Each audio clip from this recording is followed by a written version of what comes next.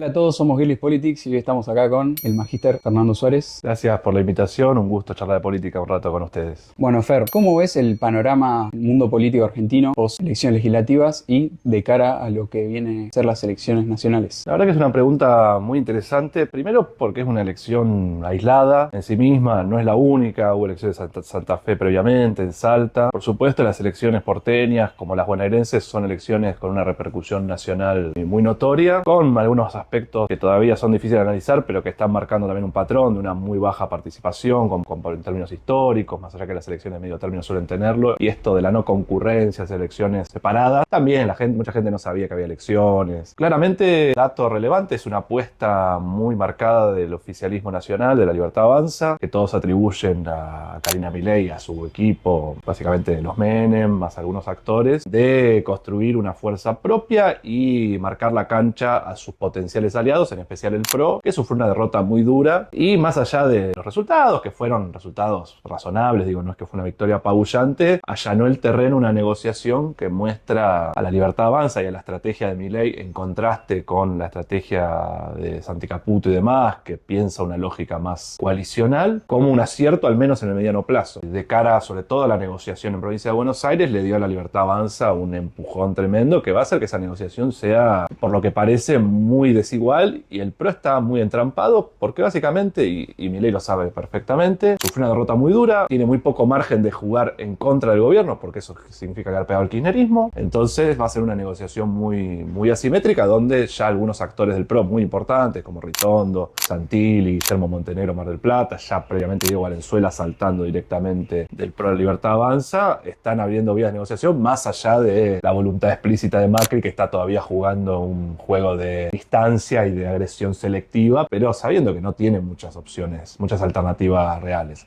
Hablando del peronismo, ¿cómo es el futuro del mismo luego de la condena de Cristina?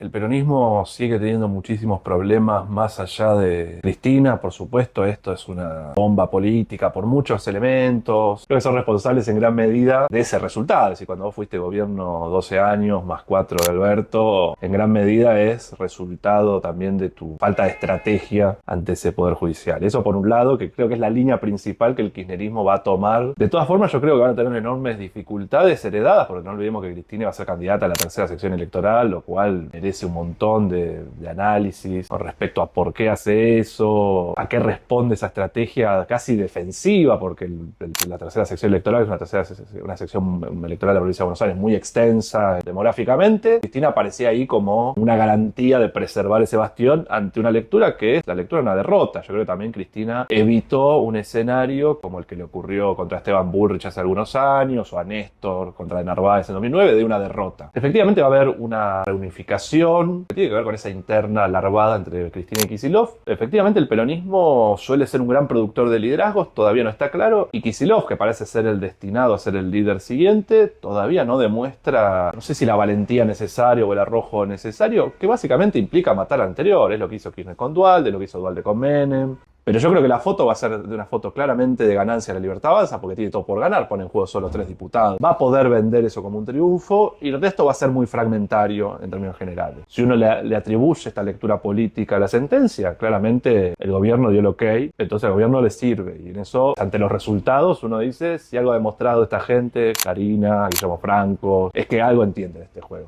Y lo está jugando bien por ahora. Les resuelve parcialmente un problema, pero no estoy seguro que les sirva para desandar una situación que es muy adversa. ¿Cuál es el panorama del PRO post elecciones legislativas y cómo lo ves de cara a las próximas elecciones? Claramente una derrota catastrófica a todos los niveles. De los dos Macri en la campaña, o sea, nadie puede tomar a Silvia Los Penato, que fue la candidata, como un chivo expiatorio creíble, porque los carteles, uno iba por el subte y veía a los dos Macri en la foto. Entonces, una derrota del PRO en su bastión. El PRO, como decía antes, tiene un problema central, que es algo que está entrampado en un juego donde ya no define las reglas. La Libertad Avanza, y eso es algo que Milei hizo desde muy temprano, no le da nada porque sabe que no tiene otro juego disponible. Es decir, el PRO fue más leal que el propio oficialismo, porque la Libertad Avanza tuvo, por propia historia del partido, una disciplina parlamentaria débil, cuanto menos. Si uno piensa en los casos de Arrieta, de Sago, es decir, tuvo muchas dificultades para contener una lista armado como se pudo, con un partido muy emergente. El otro punto importante, hay mucho de la victoria de la Libertad Avanza que tiene que ver con mala praxis del propio PRO,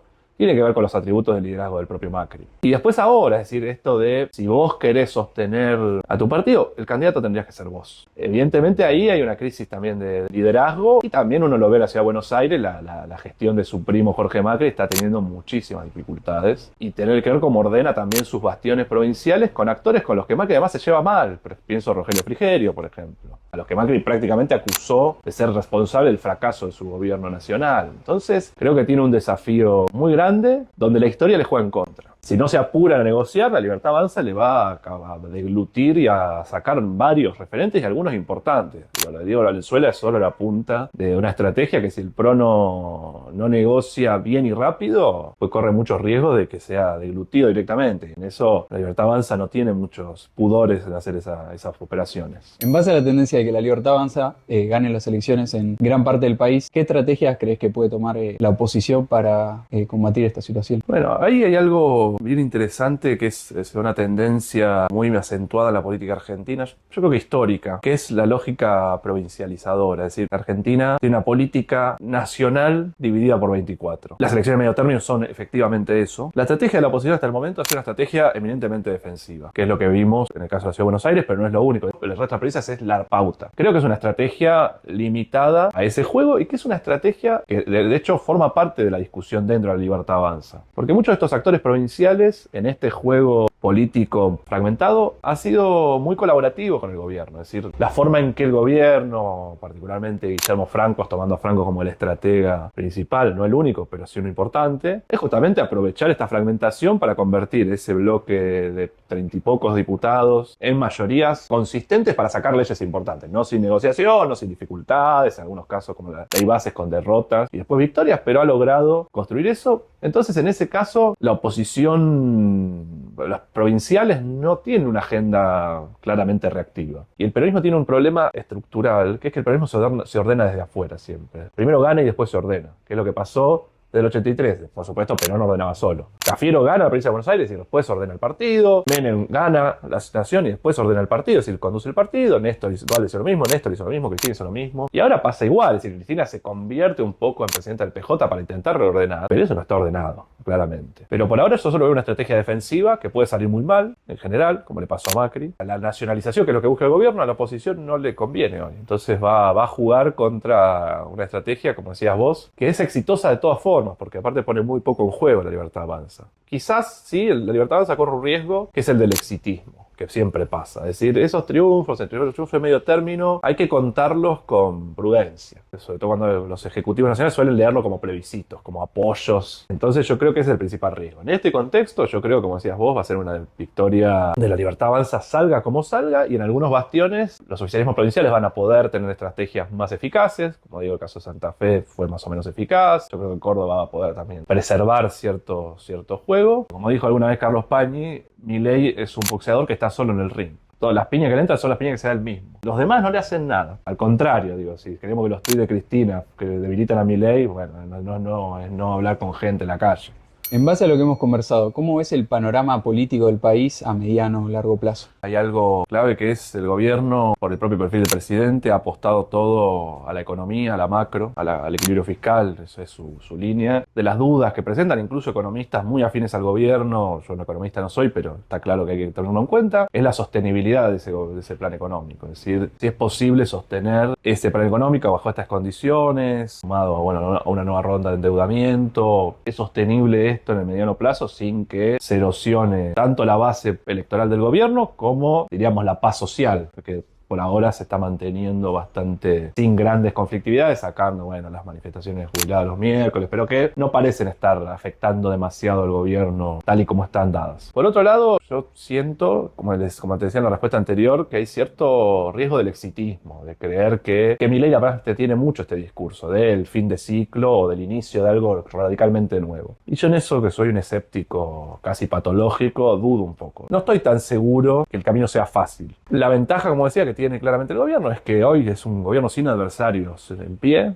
con muchísimas dificultades y todavía con cosas para mostrar y donde las culpas claramente están todavía orientadas hacia el pasado, cosa que suele ocurrir siempre. Digo, el famoso ápero Macri, ahora es el ápero al kirchnerismo, y mañana será el ápero Milei. En ese sentido, creo que la Libertad Avanza se organice. Creo que sería importante que la oposición se reordene también para generar un juego político un poco más previsible, porque creo que estamos en un ciclo, no solo en la Argentina, de una espiralización de los procesos. Cada vez esto se da con más celeridad, incluso con gobiernos medianamente exitosos. Es decir, ya no es una cuestión de resultados inmediatos, sino una insatisfacción del electorado, cierto hastío en general, cierta desconfianza. Vemos todavía coletazos de una política que se espiralizó muy fuertemente, por supuesto, después de la pandemia del COVID, que fue un elemento, un destructor de oficialismo absoluto, sacando algunos poquitos casos, México, España, pero parcialmente, porque el oficialismo no ganó, pero bueno, después hicieron una ingeniería para mantener el gobierno. Creo que, en cualquier caso, es ordenador que se estabilice una fuerza, me parece importante, una fuerza como fue la Libertad Avanza, un candidato outsider como Milei, y en particular su hermana que está tomando a cargo esta tarea, para construir un partido político nacional como para que ordene. Y después, por supuesto, no hay que